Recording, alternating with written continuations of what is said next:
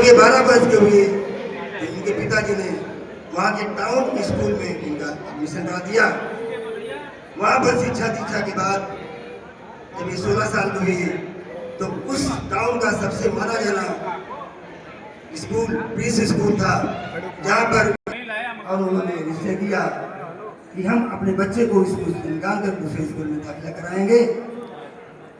और जब ये स्कूल पर गए तो वहाँ के टीचर ने जब इनकी व्यथा सुनी तो ये सूचना वहाँ के प्राक्तन डायरेक्टर साहब को प्रीस स्कूल के पास पहुंची।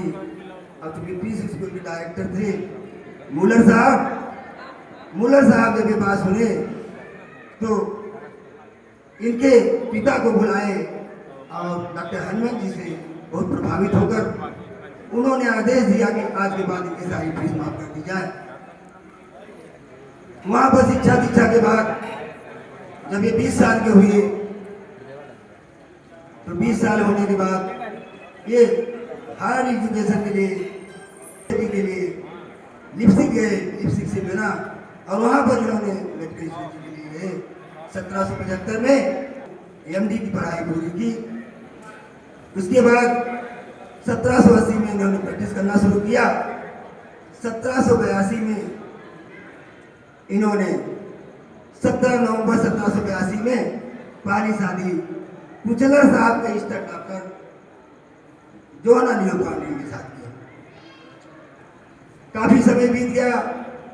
एक साल बाद 1782 में 83 में लियो पांडे ने बच्चे को जन्म दिया जिसका नाम था ईशा। उसके बाद स्टेप बाय स्टेप लियो पांडे ने 11 बच्चों को जन्म दिया और 1830 में एक ऐसी घटना घटी डॉक्टर हनुमान जी के साथ जब कि उनकी पहली पत्नी का देहांत हो गया और 48 साल की भरी पत्नी की मृत्यु। उनके क्लिनिक पर चूंकि वो 75 साल के थे उसके बाद भी क्लिनिक पर बैठते थे और 1882 में 1834 में उनके क्लिनिक पर बैठे हुए थे और एक महिला इसके विजिट कंसल्टिंग के लिए गई जिनका नाम था एम हरमिली। वही हमें घर में ली 1835 में। उन्हीं से डॉक्टर हनुमान ने दूसरी शादी रचाई और यह जोड़ी बहुत लंबी तक नहीं चल सकी, मात्र 8 साल तक चली।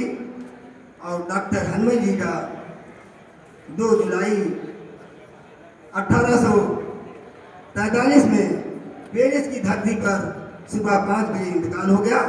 जय हनुमान जय हो। धन्यवाद।